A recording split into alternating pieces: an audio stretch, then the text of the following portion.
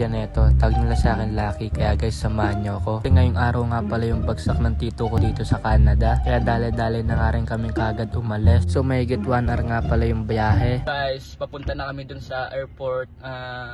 Malilate kami ng 1 hour kasi kala namin yung flight ng tito ko bukas pa. Bukas ng alas 8 ng gabi, so hindi namin akalain na ngayon pala. Kaya ito, nagmamadali na kami. Bago yun, sunduin muna namin yung tito and magpapagas kami. Kaya kita-kits na lang tayo sa airport, guys. Bago kami umalis, dinaanan muna namin yung tito ko. Kinuha ko na nga rin yung charger ko kasi malolobat na ako. Bago kami bumiyahe, nagpagas nga pala muna yung daddy ko kasi kailangan niya magpa-full tank. Nandito na nga rin kami sa airport. Hindi na nga ako nakapag-video kasi gabi na nga rin. Wala kayong makikita sa daan. Guys, nandito na kami. Nakababa na kami. Mahigit 1 hour yung biyahe namin. So nakahanap na kami ng ipaparking nga, kaya papunta na kami doon sa tito ko. Yung tito ko nandun na sa waiting area. So in-interview ko nga yung daddy ko na anong masasabi niya kasi nandito na yung kapatid niya. Tatanungin kita, anong masasabi mo na nandito na yung kapatid mo sa Canada? Happy. Happy? Gano'n ka happy? Yung isang video malungkot, yung isang video happy.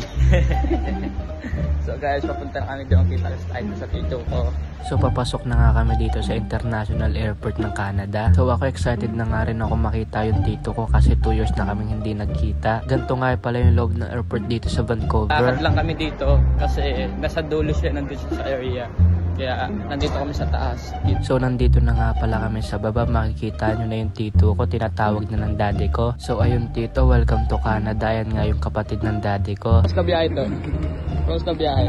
Ayos lang. Ayos lang. Pagod. Ulit ang dungis mo.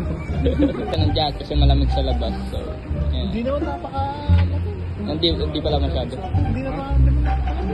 Pagod na pagod nga pala yung tito ko kasi nagantay siya dito ng 1 hour. Isang maleta nga lang yung dala niya. Kakain muna kami guys kasi gutom na yung tito ko, kaya kain muna kami dito. Kakain muna kami dito bago kami umuwi sa bahay kasi gutom na rin yung tito ko. Kakainan nga namin dito ay sa Wendy's. Sa Wendy's bubusugin ka talaga sa sobrang laki ng mga burger. Kaya panigurado mabubusog tong tito ko sa laki ng mga burger dito. Nung nakita niya nga tong burger, nalakihan nga siya. Dale-dale na nga rin ako kumuha.